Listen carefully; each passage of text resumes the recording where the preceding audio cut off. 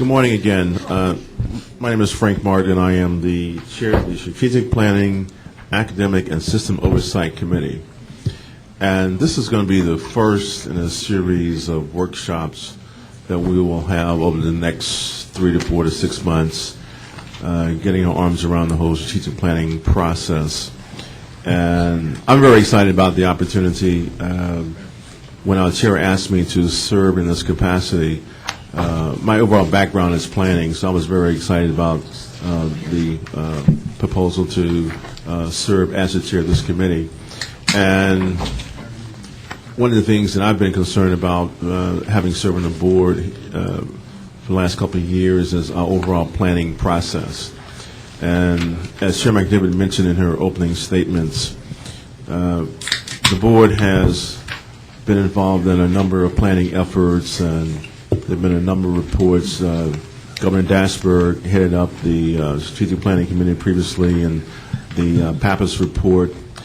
And there were a number of things that were kind of left hanging that we will try to close out over the next several months, the compacts and all of that. But we wanted to initially start the process by looking at the planning and the monitoring process. So I have a few introductory remarks that I'll make, and then we'll have everybody engaged. We do have a number of university liaisons that have been working with staff in this effort. So those that have been working, if you make your way up to the tables, and as we get involved in open discussion, this is going to be a very, very open dialogue. So feel free to comment as we collectively work to make the system the way we want it to be. This session will be, as I indicated, the first in several that we'll schedule to align the state, the system, and individual university strategic planning and performance monitoring endeavors. The focus of today's workshop will be to review the various planning and performance expectations already in place for the universities and whether we can design a more meaningful and less redundant approach for ensuring that we are, as board members, have some key data we need to inform the strategic planning, the budgeting, and other policy decisions for the state university system. I would like to take this moment to frame today's discussion. I think it is important for us to pause and recognize just how well our institutions are performing already. The Board of Governors recently received a notice of a new report written by Patrick J. Kelly as a part of the Delta Cost Project. The report is entitled The Dreaded P Word, an examination of productivity in public post-secondary education. Several items in the report are worth noting. Florida's top ranking reflects the overall success of our public post-secondary systems, including the articulation mechanism that exists between Florida college system and the state university system. Florida is ranked number 1 in productivity as measured by total funding per credential degrees and certificates of all public secondary education. Florida ranks 8th in productivity as measured by total funding per credential of public bachelor and master granting institutions. Florida ranks 5th in degrees awarded per 100 FTE students of public post-secondary education, weighted by the value of degrees and certificates in the state employment market, median earnings by award type and level. The report suggests a good course of action for states like Florida, whose post-secondary institutions are already achieving high productivity with relatively few resources, would be to focus on where the target resources in order to increase degrees in high demand fields and increase levels of degree completion. Even though the state university system is above average on these particular productivity measures, it is important for us not to be complacent. We need to be able to demonstrate to our government partners and the greater public that we are continuing to be good stewards of public funds and that we are seeking opportunities and support to improve and contribute to the citizens' educational attainment and the state's economic development. Again, as our chair indicated, when we look at our university system, I think that we've had tremendous success over the past legislative session. As we move forward, we need to make sure that we continue those successes as we move forward to frame the whole strategic planning process. At this point, I would like to ask board staff, Dottie, to give us an overview of our current performance expectations and related indicators. Thank you, Governor Martin.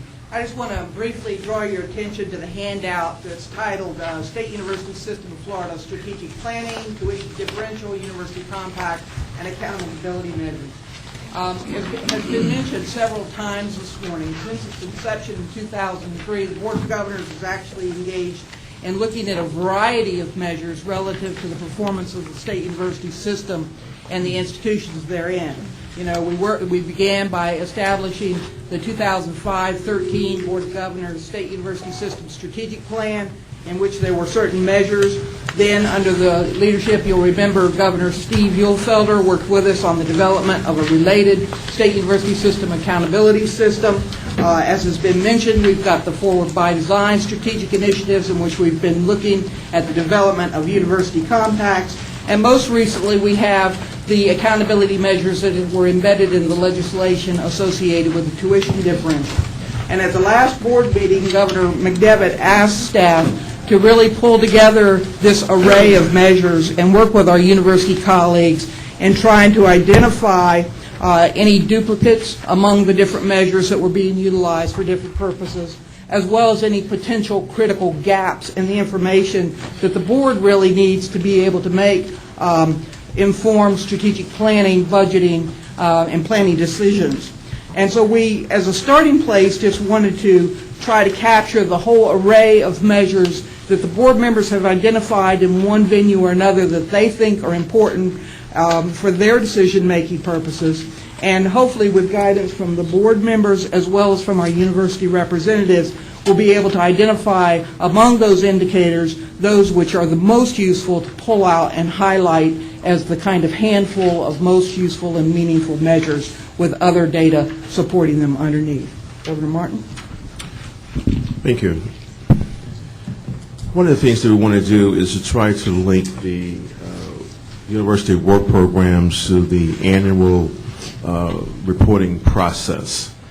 And I'm going to throw Dottie a curve here, and I'm going to ask her if she would to try to walk through for us the linkage between the work programs and the annual reporting process. And our goal is to try to have a seamless process of bringing everything together to minimize duplication, taking advantage of the information in the databases that currently exist, bringing all that information together, so at the end of the year, we'll have a process where everything will be rolled up into an annual report. You might remember that when the board worked on the regulation regarding UBOT powers and duties, there was a reference in there to strategic planning as well as work plans and annual reports. This is the nomenclature change, just so everybody's on the same page, what we formerly referenced as university compacts. And that regulation currently reads, each Board of Trustees shall prepare a multi-year work plan / report for the Board of Governors that outlines its university's top priorities, strategic directions, and specific actions and financial plans for achieving those priorities, as well as performance expectations and outcomes on institutional and system-wide goals. The work plan / report shall reflect the university's distinctive mission and focus on core institutional strengths within the context of state university system goals and regional and statewide needs. And so what we'd like to do today is actually look at the possibility of using this process, this two-step process of work plans and then annual reports, to actually consolidate a lot of the prior planning and performance monitoring mechanisms that have been put in place so that we have a really useful and meaningful process with just a couple documents that will actually meet multiple needs. So today we wanted to focus most of the attention on the annual report, and that's just because of where we are in the annual cycle right now. We would already be past the work plan development, which you've done a lot of the work on in individual components, the enrollment planning, the tuition differential proposals, and so on. And so we'll focus most on the annual report section. But once we get into the rhythm of doing, if we choose to go this direction, of doing work plans and annual reports, each spring or summer, when the board would look at a new work plan for the upcoming academic year, they would have the prior annual report to inform their decision making in that cycle. So the idea would be for work plans to be submitted during about the May-June time frame each year, and it would capture information that usually is requested for enrollment planning, academic program planning, tuition differential proposals, and what we had formerly talked about in the context of the University Compact discussions, including information that will help inform the development of the system's legislative budget request for the subsequent year. Then we would ask each UBOT to submit this annual report for review probably in that December-January time frame. Governor McDevitt mentioned that we might need to talk to our legislative partners about just some of the scheduling issues that come up of when data are available and when reports could be done. But the annual report would capture information that usually is requested and compiled for the SUS accountability report, the updates on the strategic plan, tuition differential annual reports that will now be required, what had been captured in the former University Compact discussion, as well as some of the specialized reports that we have to do at that time of year anyway relative to centers of excellence and commercialization access grants and university updates on shared services and efficiency reports. So that kind of is, from a process perspective, how we would like to move forward. I would like to mention, Governor Martin, in our conversations with our university colleagues over this past month, one thing that became very clear in the process was the need for us to spend time, if we decide to go down this path, to really thinking about how to package the information so that it's most useful for you as board members. In other words, we know that you've seen the document that is just so data dense as far as the array of data that would be collected. The idea would be is that that's the background information. That's the data upon which any annual report would be developed. The hope would be to bring it up to a consumable level, as one of my colleagues called it the other day. You know, what are the key indicators that you would be looking toward, and how could we best present that graphically, surrounded by narrative or whatever, that would include the most critical information, and then we certainly could put the more detailed information in appendices or whatever for those occasions when somebody needed to dive down into the details at another level.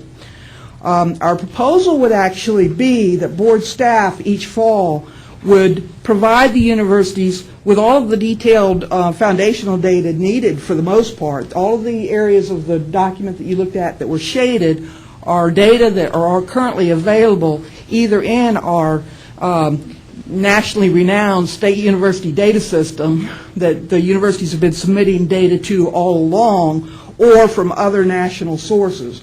So board staff could actually populate the background data, and then that would provide the universities with the opportunity instead to respond to what is there by developing a short narrative report with appropriate charts and graphs to highlight and explain key data and progress on key indicators.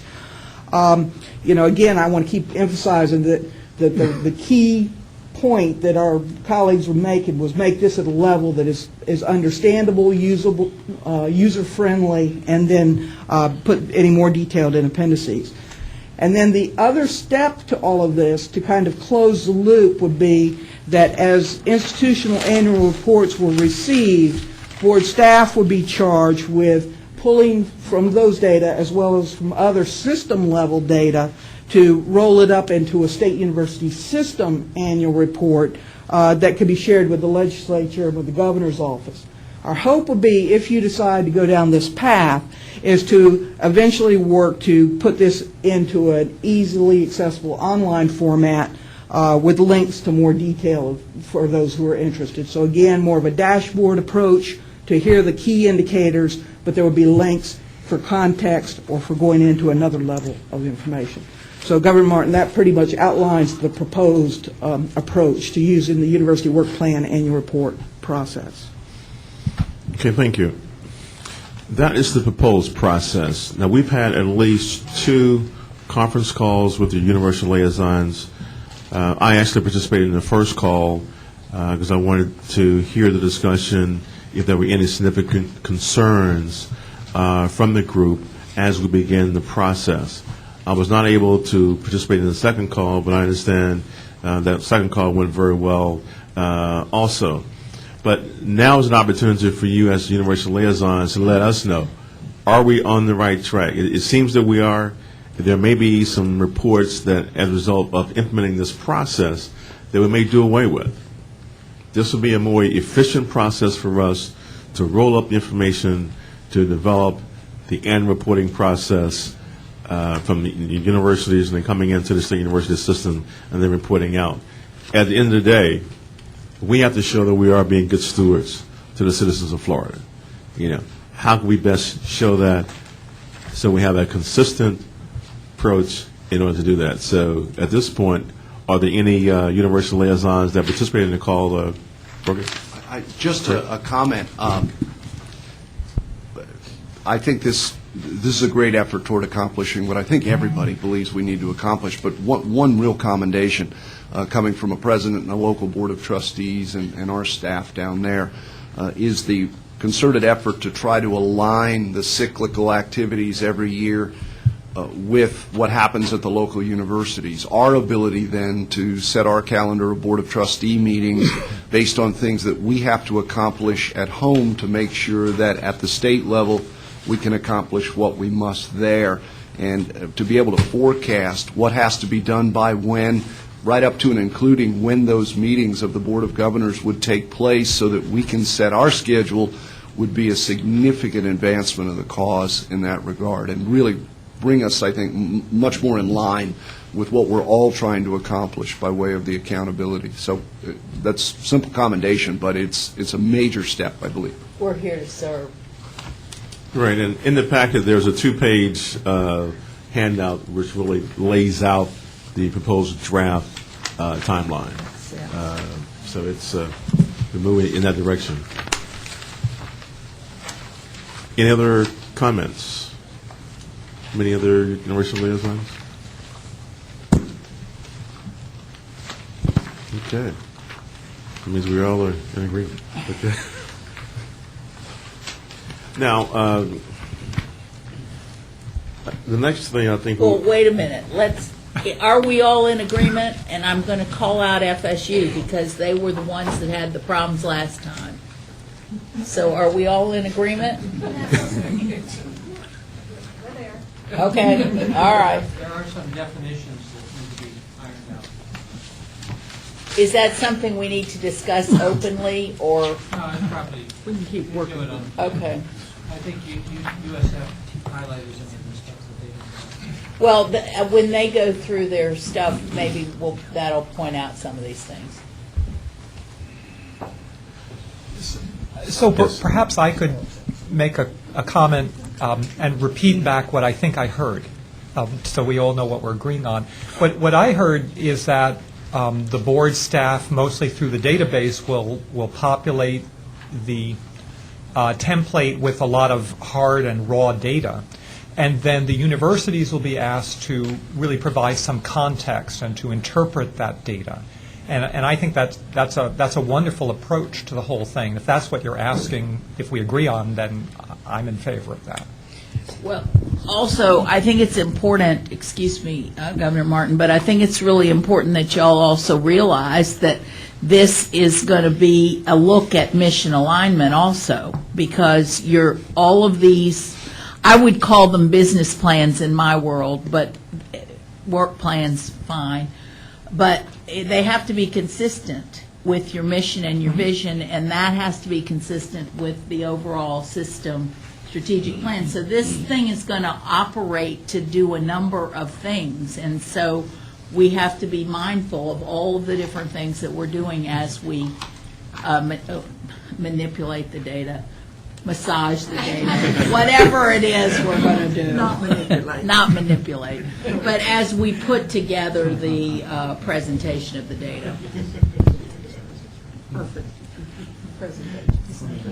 Very good.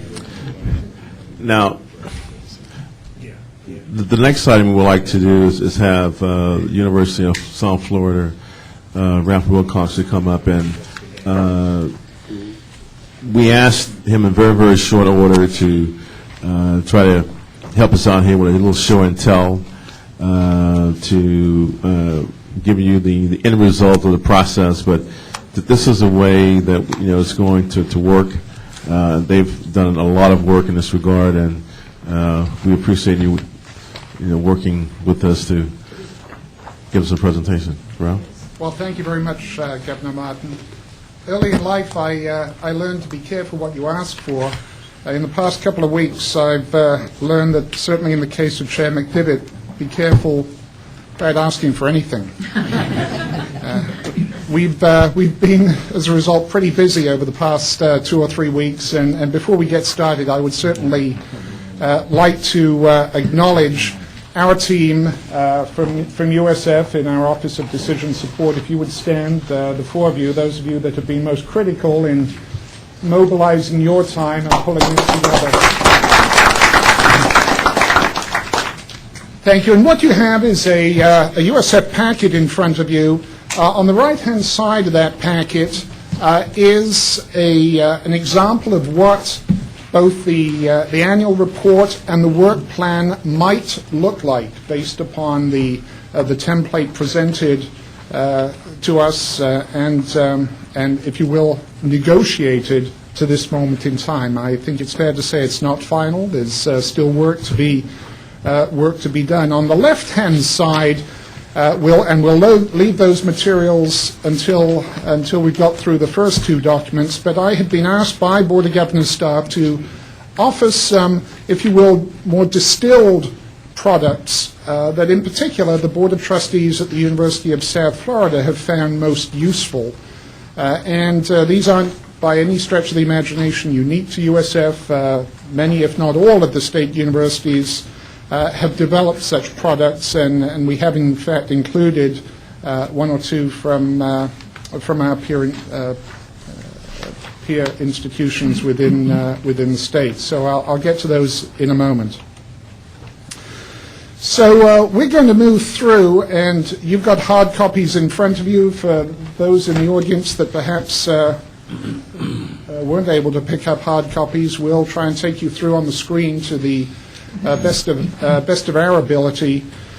I think it's important at the outset for the Board of Governors and all of the universities to give fullest consideration to the purpose behind this. And Governor Martin, you've laid out some of those purposes, certainly reporting and accountability, the consolidation of the what seem to be growing regulatory and reporting requirements of the Board of Governors, the state legislature, federal agencies, regional, Southeast regional agencies, as well as our own Board of Trustees expectations. What this does is brings together some semblance of consistency of definition and metrics, if you will.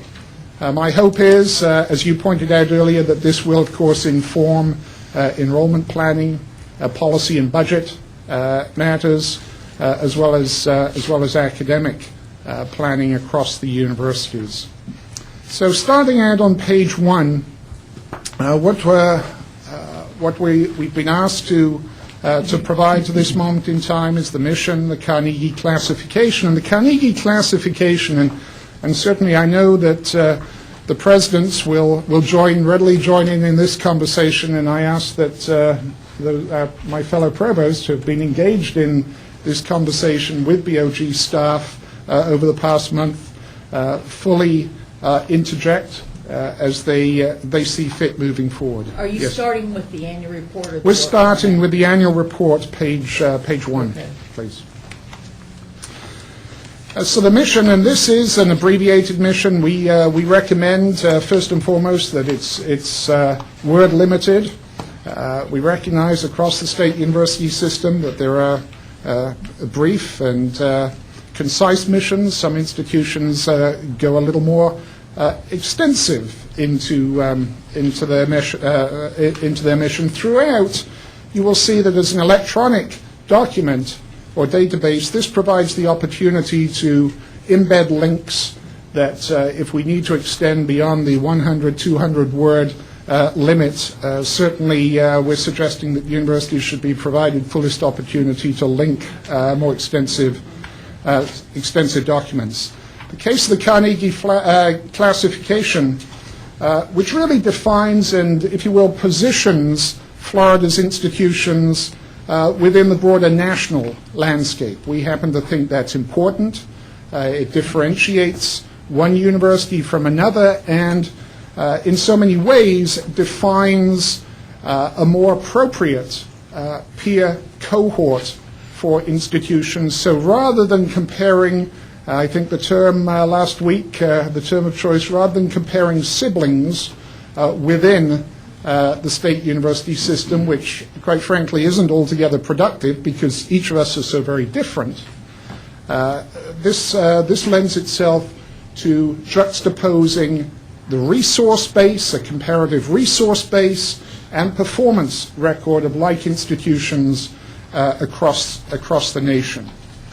I think the understanding is that the basic classification will be mandatory with option to include the more comprehensive classification, which we have chosen to include in this particular model. Moving on to the vision of the institution, likewise, we recommend that it's word limited and that universities, if they so choose, can embed links into that document. At the bottom of the page, you will see one of the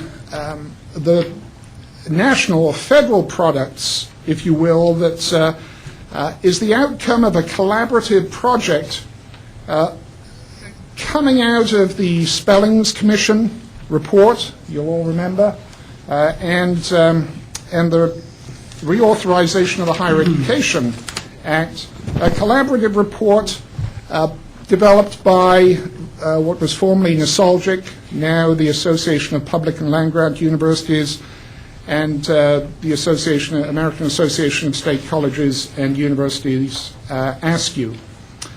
Most universities in the state university system, and perhaps we can link very quickly to an example of the college portrait for the University of South Florida. That is in the packet in the flap to the left of your package, and this just demonstrates one page from that college portrait. There are multiple pages, as you see on the right, but what it points to is that here's one report, one set of data that most, as I say, if not all, and I think we're one or two institutions at this moment in time across the state university system that does not participate in the VSA, the Voluntary System of Accountability, or college portrait. Let's move on to back to page 2 and page 3. And here's the example of cells that are colored in yellow. Those data are consistently provided and inputted by our Board of Governors. There's no self-reporting here. It's consistent and provides, in this case, budget detail by various line items related to revenues and expenditures across the institution. We'll move forward. Again, presenting a budget or resource base for the institution. This will provide us with separately funded, if there are multiple funded units in a university, as in the case of the Health Science Center at the University of South Florida, those are presented separately. Let's move on to page 5. And here's an example of how the Board of Governors staff is proposing embedding or consolidating, in this case, federal reporting, and this speaks to the utilization, the allocation of, and utilization performance related to federal budget stabilization funds appropriated out to universities for the next 2 years.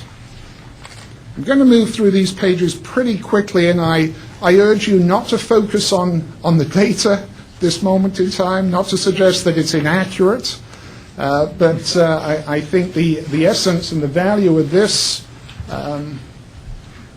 this conversation is more in the substance of the component data being included in the report. Are we on page 6? 6 and 7 takes us to enrollment funding, provides history, both of funding and enrollment by level, again, for all units, constituent units of a university. On page 8, institutions would be provided the opportunity to elaborate on, in this case, undergraduate education and the success stories associated and the challenges presented by undergraduate education at a particular institution. In this case, again, without wanting to get into detail, what we have chosen to highlight is the university's investment in a comprehensive student academic success center and the consequent results or outputs of that investment. Likewise, revision to our general education curriculum intended to strengthen learning outcomes, and consistent with the mission of the University of South Florida, focus on undergraduate research. We can move on to a profile of undergraduate education data, and this really starts to get to student success, progression rate, retention, graduation rates by various undergraduate cohorts. We'll keep moving to the top of page 11. Baccalaureate degree productivity, history. We're not yet finalized on methodology related to the count by critical need area that we've been going back and forth. We're not sure yet whether these are mutually exclusive categories, critical need categories, and we haven't quite finalized, I think it's fair to say, what degree falls into which category. So that's still up for negotiation, and the universities are working feverishly with BOG staff, and maybe it's the other way around. BOG staff is seeking to work feverishly with universities in these challenging summer months to bring this to resolution. Toward the bottom of the page, and I think very, very important, the distribution of degrees by diversity.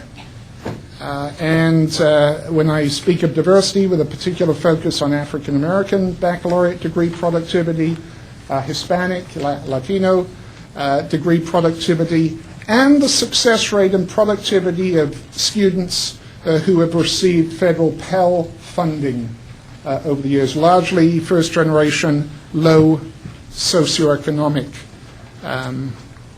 based students. Top of page 12, familiar question addressed, and that relates to the percentages. You can read there the percentage of total baccalaureate degrees awarded within 110% of hours required. And I'll be the first. I said let's not look too closely at the data. Yeah, there's some room for improvement there, certainly in the case of the University of South Florida, but there are some clearer some important explanations that need to be provided in the narrative. Further down the page, you'll see some red notations there. These are very, very complex metrics, I think, that we're still trying to work through with, in conversation between the universities and the boards and the Board of Governors staff. Are these the definitional things you're talking about? Yes. Yep. Yeah. I do want to point out, before it jumps out at you, the next line just below those red notations, you will see that faculty-student ratio appears to improve significantly in 2008-2009, and you, like me, might wonder why that appears to be the case. In fact, what we see is that iPads in 2008-2009 changed their definition. So what this speaks to is the need for us to go back in prior years and change the history so that there is actually some consistency. And I think it's fair to say, and I'm looking to Dan here, that you would see this apparent dip or improvement for all institutions in 08-09. In what way was the definition changed? Dan or Michael, would you like to speak to that? I don't recall offhand, I'm not a detailed person, but they changed one of the, I believe is the numerator, how they, including different classes, is how they're classifying and counting people, and that changed. They do that periodically. There's every 3-4 years it will change methodology in the federal reports. The question is why? Yeah, but why? I mean, are they trying to make it looser? Not necessarily. As higher ed has changed, they're reacting to the dynamics in higher ed and are refining their measures. And again, this is quite likely an output of the spellings and reauthorization. It's a very material one in terms of the communications that we've been making. So, for example, iPads has different categories of faculty that it will count in different situations. In some cases, it will be total instructional faculty, which in other cases, total instructional faculty excluding medical school. In other cases, it'll be total tenured and tenure-earning full-time faculty. In other cases, they will exclude full-time research faculty and focus only on instructional faculty. So what is this one? Since we didn't drop the data in, let me turn to our Board of Governors staff to answer that question. I think we'll have to follow up and see. I think it has to do with the definition of faculty, but I don't know the details of it. Well, I know, but I mean, this one to me is very important that we all know what in the world it is we're talking about. And if you have this many variations on it, maybe you put more variations in the report. I don't know. I mean, I don't want to make work because I don't know enough about it, but this is one of the metrics that we're trying to improve, and it looks like it's improved like 1,000%. Well, let me tell you how we've addressed it, because our Board of Trustees had similar questions not related to this particular measure but others, and it speaks to defining the terms. No, I agree. I just think this is another one that ought to be in the red category that y'all need to work on how you present it, or whether it's strictly definitional, or whether it just requires more categorization. Or we go back and change the data from previous years to fit this, because when we go forward asking for funding, additional funding that we all know we need, and we see this, I might say that this may be something that higher education is guilty of. Sometimes we change right in the middle of a conversation. If I could make a comment, I think it depends on your intended use of the report. If the intent is to compare universities, then as long as we use a consistent data. But if your intent is to argue to the legislature that we're underfunded, then we would want data that makes sense for national norms. Yes, I think it has to be both. And so I think that there isn't any point in making accountability reports if you're not doing it in a way that's showing improvement in substantive as well as metric ways. And I think what we're trying to do is to be able to use this to support our needs as well as the comparisons of how each school does against one another. You're absolutely correct, and I don't think there's anyone in this room that would challenge the value of this reporting is directly related to the validity and the reliability and the authenticity of the data provided. But we're also trying to eliminate multiple reports too, so we want to make sure that we get in here everything that's necessary for multiple purposes. Okay. The next item on page 13 is a document that you've already seen. This speaks to tuition differential. And again, you've received and approved this for each of the universities. Moving on to page 14, institutions, by virtue of their differential missions and focus, are provided the opportunity to insert a narrative and additional metrics that speak to their particular focus. And again, what you see here, just to give you a sense, at the University of South Florida, is our particular focus on enhancing undergraduate student selectivity, academic profile, if you will, as well as ethnic or racial and economic diversity. Focus on engaging more students in global activities through study abroad, service learning, and undergraduate research activity. Again, items that or elements that define an undergraduate education at the University of South Florida. Other universities would likely select differential types of metrics or measures. Page 15. How many undergraduate students do you have? Approximately. About 35,000 out of a population of 46,000. You'll see those numbers in a moment, and I hope I'm telling the truth. Otherwise, page 15. We move into graduate education, and again, provided an opportunity for institutional narrative. Moving on to page 16, the key data, starting with graduate programs, new graduate programs, and recently terminated graduate programs.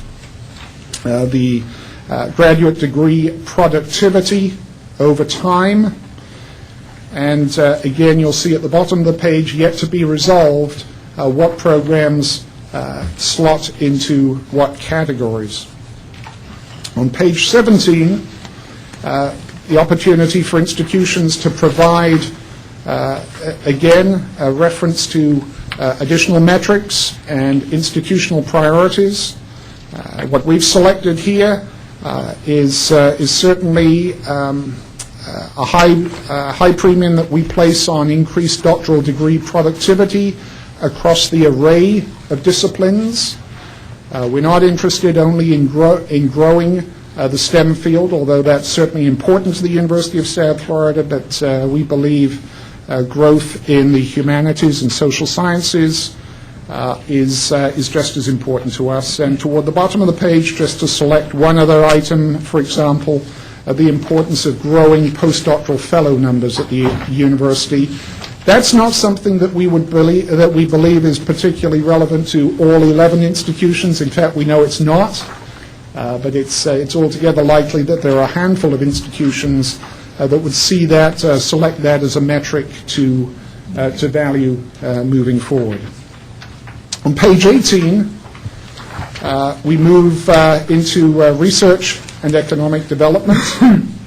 Again, providing institutions the opportunity to insert their own narrative, and as you see at the bottom of that section and in midsection there, the opportunity to embed links to more extensive reports on institutional websites.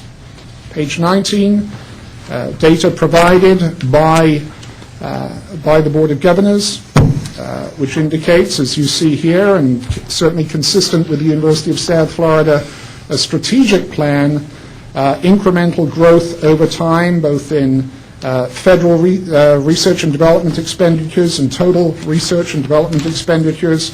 And one of the data points that I believe all institutions have to submit to the annual accountability report to the state legislature is R&D expenditures per, and here's a definition provided by the state legislature, per full-time tenured and tenure-earning faculty member. So they've specified quite clearly, in this case, what they intend a faculty member to be. There are some additional data points there provided for us as well.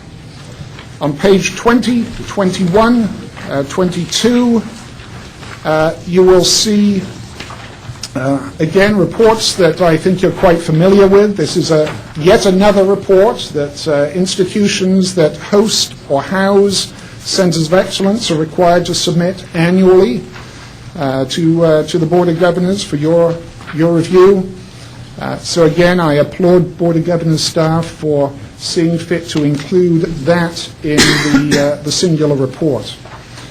Page 23, an opportunity for a narrative comment on commercialization assistance grants awarded to institutions. And on page 24, additional space for narrative comment consistent with a particular university's research and economic development thrust. On the final page, page 25, here's the opportunity to add anything else that institutions consider necessary to completing the story, if you will, for the university. And we've taken the opportunity here to add some links at the bottom to products, some of those concise products that I'll move through very, very quickly in a moment.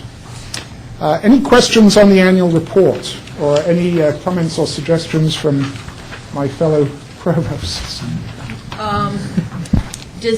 You went through it quickly, and therefore I didn't hone in on every single thing that's in here. But did you in here report retention rates and where? Yes, indeed. You find those. And how does that relate to your work plan?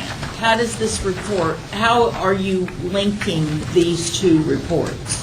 Well, you will see on page 9, page 9 and page 10, in particular, progress or reports on retention, persistence for both FTIC cohorts and transfer students at the undergraduate level. That ties in, or that is addressed, any shortcomings or successes are addressed and accounted for in the narrative that follows on page 14 and, on page 14. All right, now how are we linking this back to your annual work plan? Well, let's move to the work plan document, which is the second document on the right in your packet. It's the more concise document. I say thank goodness, more concise. And on page 1, a replication of what we had included in the annual report, mission, vision. And then page 2, 3, and 4, you will see the enrollment plans for the university for the next 5 years. And this is a document that we submitted, or was supposed to submit by late last week, and gives you a sense. Now, I will say, in the case of the University of South Florida at this moment in time, this is a draft plan pending approval by our Board of Trustees. There are some healthy conversations afoot on this, and I'll say no more at this moment in time. On page 4, if I may, Well, I'd say there's healthy conversations on page 4. well, midway, excuse me. Let's shift our focus to halfway down that page where universities have provided the opportunity to present their plans for new degree programs over the next few years. So you have a sense as a board of governors of what's coming, and the extent to which those enrollment plans are supported by prospective new degree plans. Page 5 and 6 and 7 is simply dropping in a report that you required and approved earlier this year relative to how institutions are going to allocate out differential fee revenues and the accountability measures or the performance benchmarks associated with that. So this isn't a new report. Once again, it's consolidation of existing reporting structures. On page 8,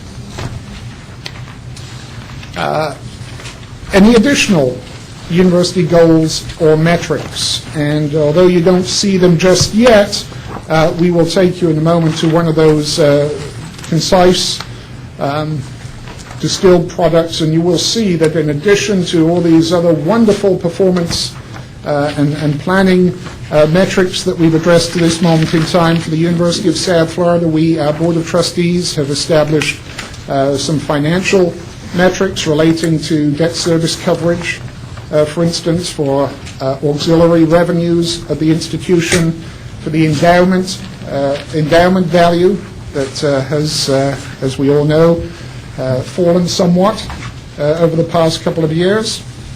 We also have some metrics related to strategic or programs of strategic importance to the University of South Florida, such as student participation in service learning, student participation in study abroad, and we've also include measures of faculty quality, which at this moment in time is not included in the Board of Governors document. For instance, faculty citations, total citations impact, national awards, both faculty and student awards, particularly in the arts and humanities, which brings some balance, I think, to the overall profile, since so much of this is driven by the opportunity, on a research and economic development side, by the opportunity to secure federal and total research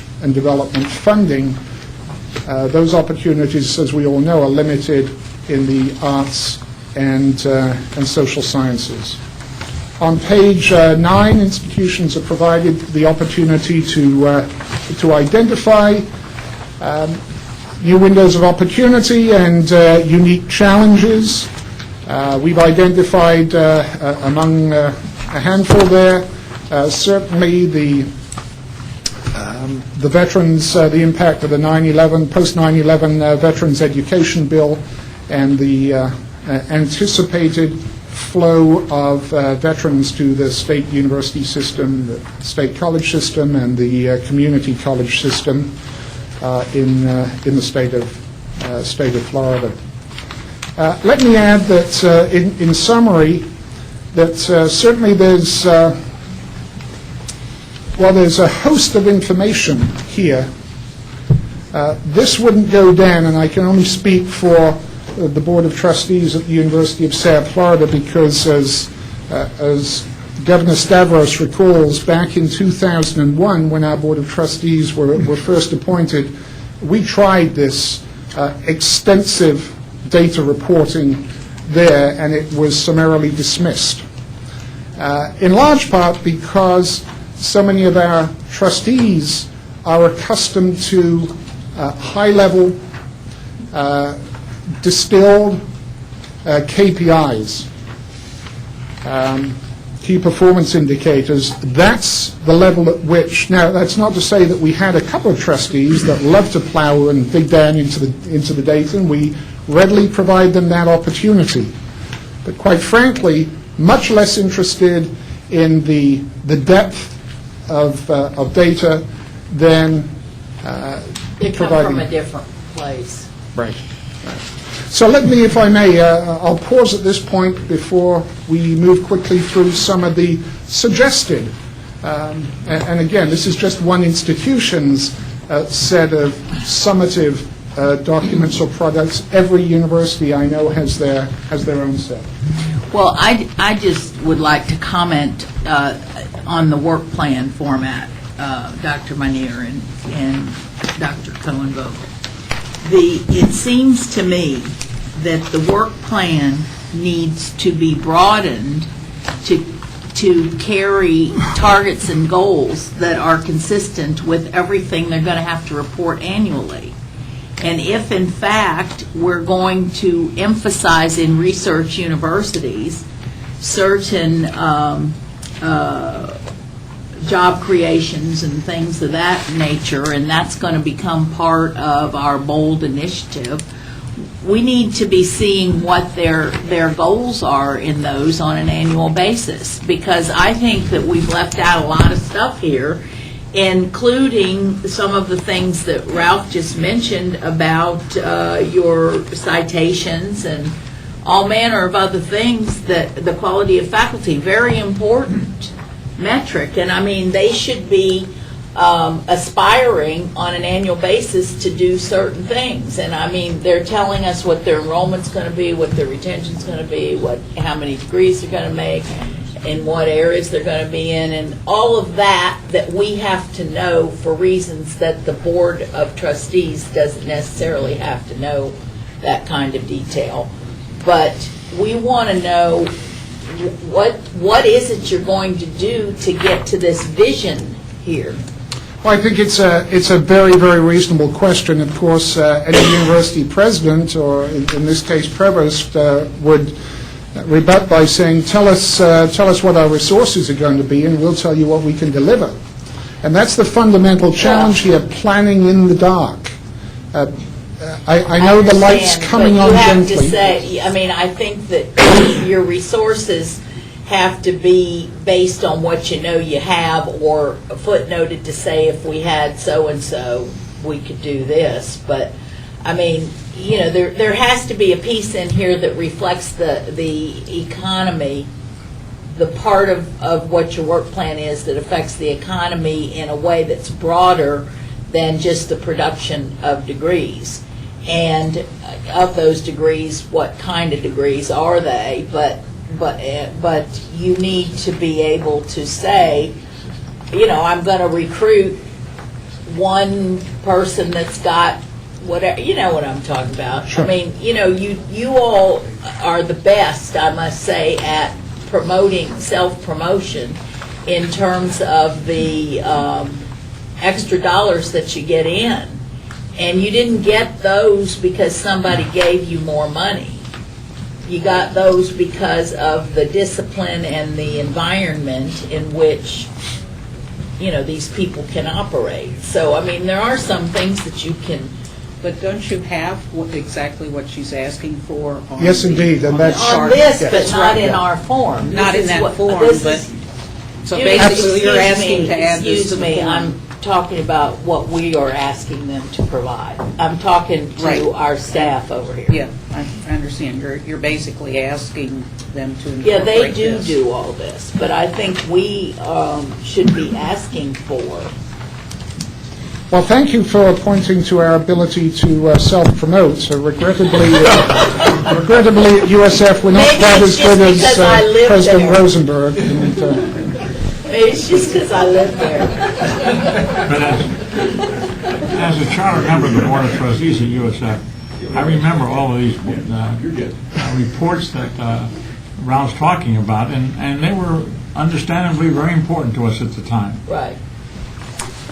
So let me, if I Okay. may, move quickly through Sure. some of these reports. And on the left-hand side, you do have an index of of reports provided to you. So I'm going to go through very, very quickly and in order.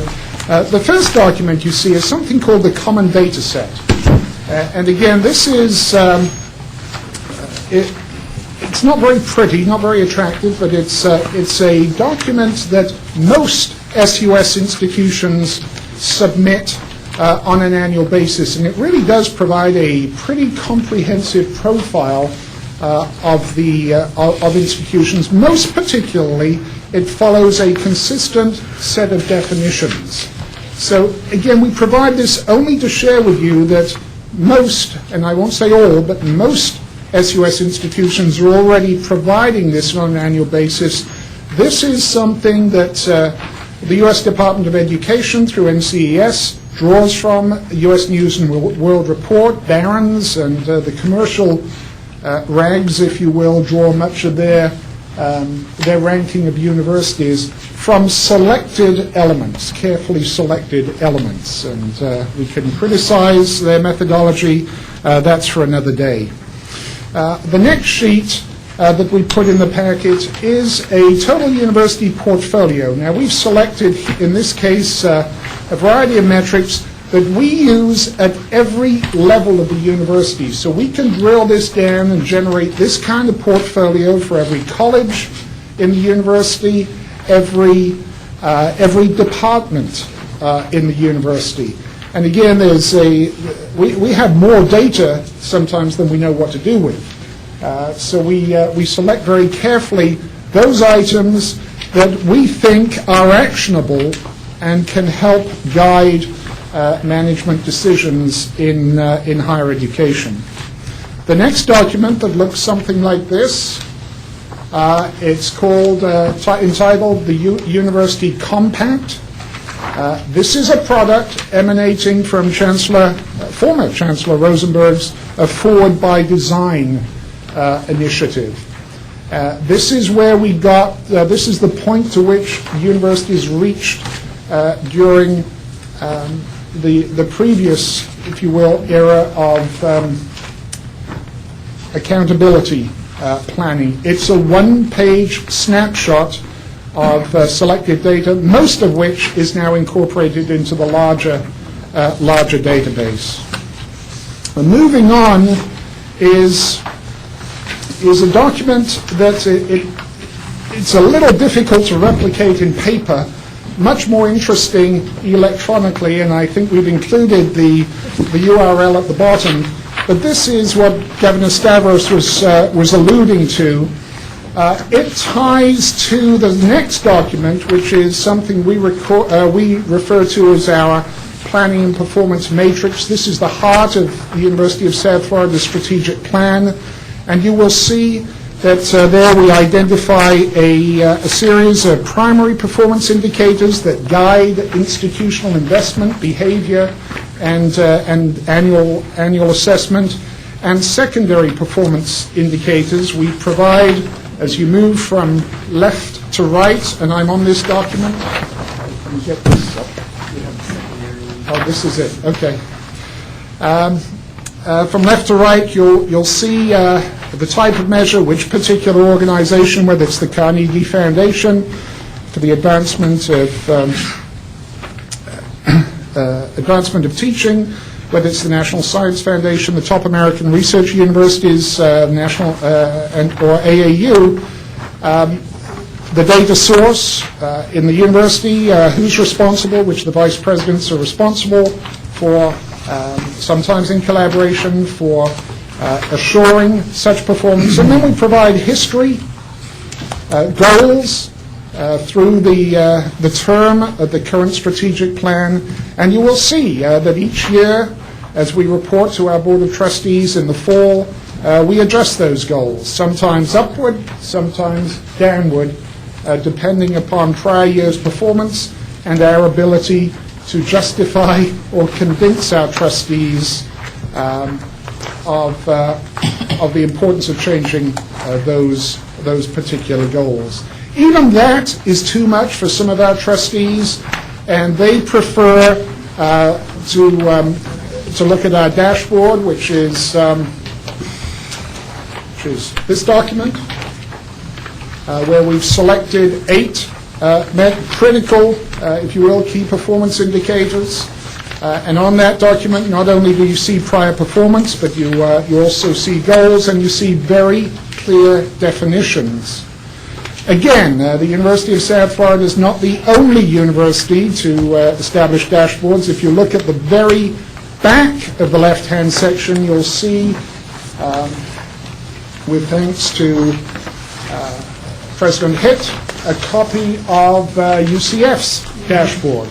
And UCF, University of Central Florida, reports annually. I shouldn't be speaking for the University of Central Florida. President Hitt, would you like to comment?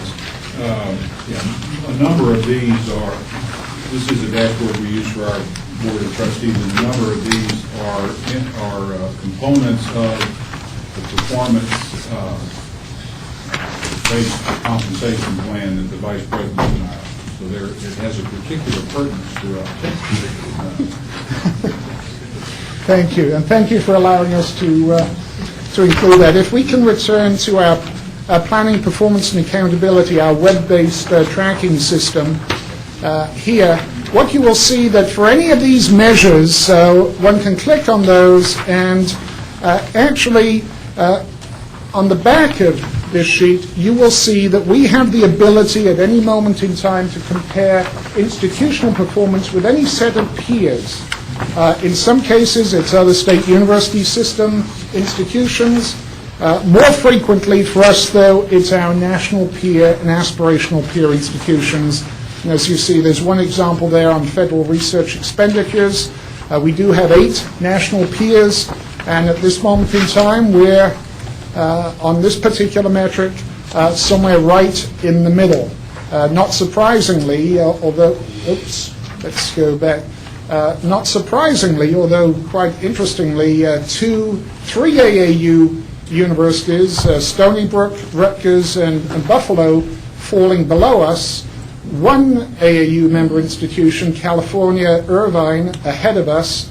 But the other 4 peer institutions are what we might consider to be on the same track as or trajectory as the University of South Florida, aspiring to reach the next tier, if you will, of public university performance. Included in there is a list of our peer institutions, and then I think we just have a couple of other products. One that our trustees have found great affection for. It's something we call our e-profile. This is a document. Again, it's really not a document. It's an electronic product that beginning the first day of class of any semester, you can log on to this website and see what the university's enrollment is compared to years past. And there you have some rollovers that define each of those terms. So this is our summer 2009 preliminary enrollment profile. This goes live, as I say, the end of the first day of classes, the end of the first week, drop add, preliminary, and final. And as I was sharing earlier, not only do you see this has been a busy summer for us, the first time in our history that we passed 30,000 students in a summer session, but it's also provides us with the detail related to racial, ethnic diversity and gender diversity by level, by change from year to year. So this is something that our deans, our campus, if you scroll back to the top, as you know, we are a multi-campus university, and we have that's a website that you can link to any of those campuses and see what's happening at any moment in time with enrollment on those campuses. Supporting this document is our info center. I warned you that we have more data than we know what to deal with sometime, or work with sometime. But again, a tool that can be manipulated in a positive sense, manipulated in such a way to help our trustees, our college-wide and departmental-wide managers develop a stronger handle on enrollment patterns at the university and the success of students. And finally, the document, it looks like this. We're calling it, and it provides a host of information. I think, Chair McDevitt, there are some items on here that we're not including at this moment in time. One, for instance, you will see a USF AAUP faculty salary survey. Salaries, I think our ability to recruit and retain faculty talent in the state is critical, and unless you, as our advocates, strongest advocates of higher education, don't have a clear understanding of where our faculty salaries stand in the broader national milieu, then it's going to be difficult to make that particular case. So I would suggest that we even take this data point a little further and look at percentile position in the national market if we're serious about recruiting and retaining faculty talent, which is the heart of any great university system. And on the back is just this is a chart I think you've seen before, generated by the Board of Governors, but it takes it a step further beyond space utilization, classroom lab utilization, and into space needs met, and where various universities are positioned or will be positioned in the future relative to enrollment levels at those institutions. So at this point, I'm happy to conclude my comments and take any questions you may have. First, I just thank you for the effort that you all have put together and sharing this information with us. I think you've done an outstanding job, and it shows, this is a snapshot. We're not totally there yet. We still have some definitions and maybe adding some additional goals in the work program, whatever, but in working with the university liaisons, again, this is a collaborative effort, working together with all the university liaisons. I think this is a very good first step to get us there. And just think of the information that we can have if we have this kind of information from all 11 of our universities, and then all this rolling up into some type of overall report. So again, thank you for your efforts. Thank you. Are there any questions of Dr. Wilcox before we leave the podium? Well, I just have one thing. I mean, when we looked at I've looked at your strategic plan many times, that pull apart thing, and you have excellent information in there, but you do have a lot of targeted goals for all those things that I was talking about, and it doesn't contemplate having new money and all of that. So I don't think it's unrealistic to assume that we can do that. Well, in fairness, and what you don't see here, Chair McDevitt, is that we do have what you refer to as a business plan to underlie this. Yeah. And unfortunately, that business plan hasn't held up over the past couple of years. Mm-hmm. And as a result, you'll see in some cases we've managed to meet or exceed goals in spite of declining resources, but certainly on some occasions where we've fallen short, it's directly related to available resources. And again, that's why I think the peer, and I know among my colleagues there is some difference of opinion on the importance of peer institutions. I'm as much interested in us identifying peer institutions to establish a breadth of understanding of resource investment by like institutions as I am to dwell on performance comparisons. Right, I think that's important. I do think, well, we're going to have to work this out probably internally. I'll have to have discussions with staff to see how we can get at it. But this particular document and Blankenship, I think this is the thing that Larry was talking to me about last year when we were trying to do, is this what he was saying, why can't we just use this? he was talking about the VSA, which Ralph did put on as a link, and shows that on the first page. So that is incorporated. Well, what is this thing? That's an academic data set, common data set, I'm sorry. And it is something that most of us, if not all of us, do submit that data. I mean, we're really trying to not duplicate effort, but does all of this data come from the same place? I mean, do you have all this data already so that? We have access to it, yes. Yeah, so There are common definitions for that, and all universities, I'm not sure, I think all universities submit into that common data set with common definitions. I don't know what the VSA is, but. Voluntary system of accountability. Right. That's so. It was developed by Nasiltic, and now, what is it, ATW, and asked you as an alternative to a mandatory federal reporting requirement regime. And it was negotiated with the leadership of higher education. I think the independents opted out at the last minute, but across state institutions, there's very wide acceptance of it. I think all but one of our systems, all but two, are participants. But it's got the same data, it's the same. Much of it is the same, yes. And that's why we're linking to it. It focuses specifically on undergraduate education, so All right. it's missing. So we're not repeating some. We're trying to dovetail where we can. I got you. All right. Okay, from staff, any closing comments on the template of the work programs? Tim, Dan, or Donnie?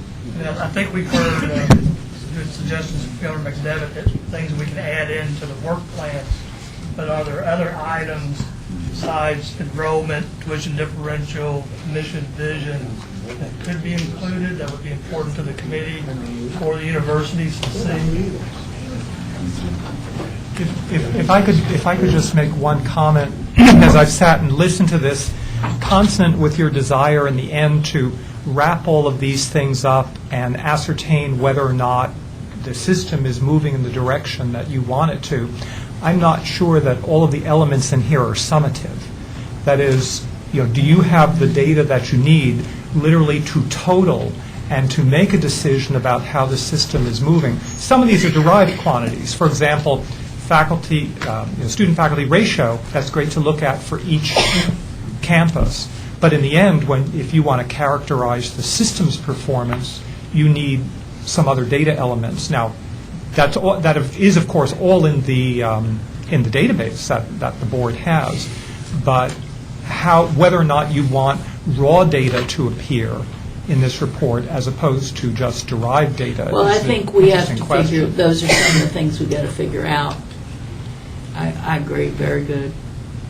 Dr. Rosenberg. Well, just conceptually, the issue is, is it is what we're putting together a governance tool or a management tool? And some of the issues really focus around management, and others focus around the roll-up and the broader strategic direction. I think that's where it would be good that we sort that out at some point, and then have uniformity so that it can roll up in meaningful ways. Mm-hmm. Very good. Again, the goal for this workshop was to present the concept, the idea of the annual plans and the work program for staff to continue to work with university liaisons to kind of move this forward. So I would encourage Eastern universities, as the meetings are being called, and you have been very, very engaged to date on those calls, to continue that process. And again, this is the first of several workshops that we will have. And Dr. Manier, in terms of next steps, what do you envision for our September meeting? I think that my question to the committee would be from the process perspective, not down in the details of specific data definitions or anything like that, but Are you comfortable enough with utilizing the two-step process of a business plan or a work plan and annual reporting that you would like for us to actually go ahead and package that as a policy statement for inclusion in a board regulation for moving forward? That would be one consideration. Also, I think that, we've heard loud and clear that we need to continue to work with our university colleagues on the definitional issues. I think that our USF colleagues have presented a couple of other pictures that we might want to consider. Are we missing some elements that you actually think should be included in this kind of report? To build off of what Dr. Rosenberg has presented, kind of continuing to sort out management items versus governance items. I think our hope has been, Governor Martin, that over time, once we are demonstrating this attention to performance monitoring, that we'll be able to have conversations with legislators and sort out that which is proving to be useful and let go of that which is proving to be less useful for governance purposes. And I think that the other thing that I'm hearing is a possibility that we could come back to you with in September is taking a crack now that once we work through some of the definitional issues, and I'm looking to my university colleagues for affirmation or not on this, of maybe thinking about what would an executive summary look like, what would the profile look like, of what surrounding documentation might be accompany an annual report, so that what would actually be there would be a high-level profile, certainly with the option for, when needed, to be able to dig into more detail. Well, some of these presentations are good examples of some of the things you could do in the, as summary documents. And so part of the question that we can work with among the liaisons and come back with a recommendation is how much uniformity should there be in that presentation and how much room for flexibility in that presentation. I would say continue the process, no objections from the committee. Continue the process, you're off to a great start. Yes, we need to refine this as we go forward and come back with a draft a regulation for the September meeting, and that's really get this rolling, because Chancellor Brogan, the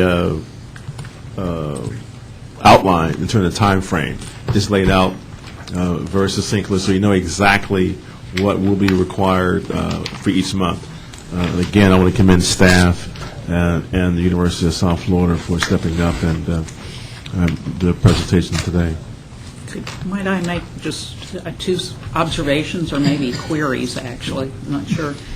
One is the whole issue of the presentation of goals and then the follow-up indicator of whether or not an institution has met its goals. I'm not so sure we really settled on that. Is that going to be something that's going to be fleshed out in there? Yes. Okay.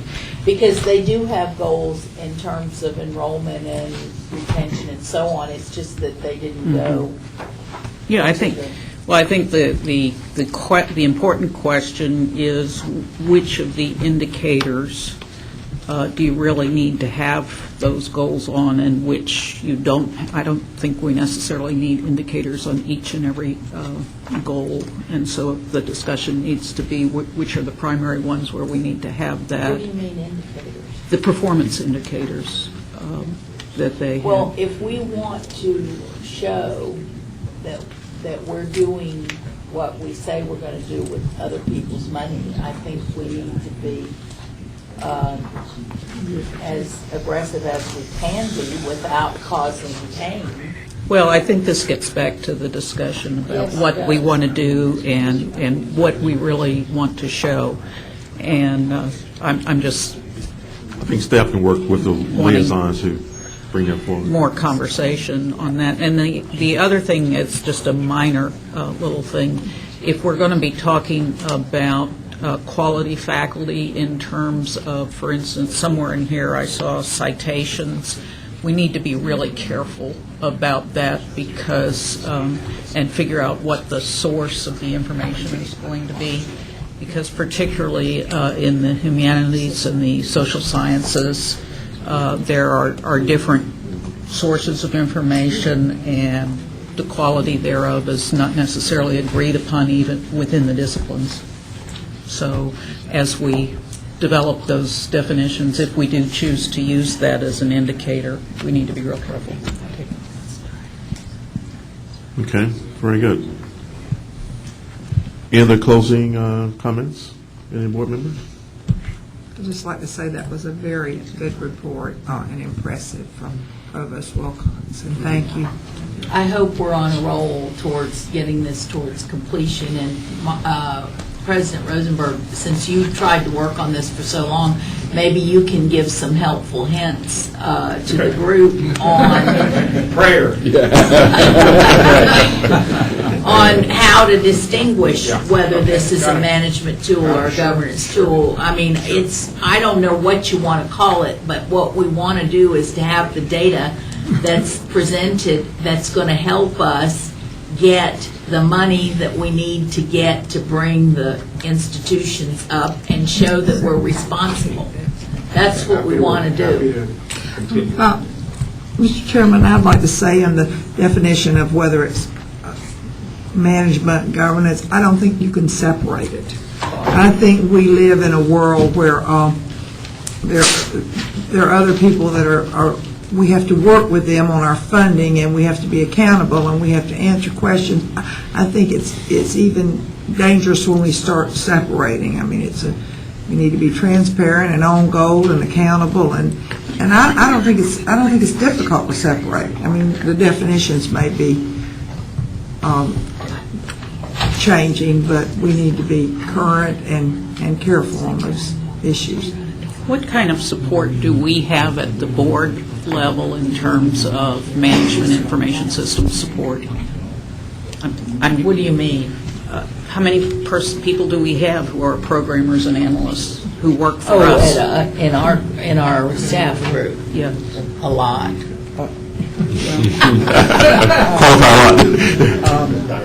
Actually, Florida's got a pretty good deal going. We're getting an awful lot done. We have one of the probably most sought-after types of management information systems, doing it on a shoestring in many respects, but I can provide you with a document on that. I mean, as in another life, I worked for the Regents in the management information shop, and I think at that time, management information systems was larger than the current staff of the board at the moment. Probably computers were too. And so, I mean, if we could replicate what South Florida has done, it would be phenomenal, but I'm just wondering if we even have the capability to do that.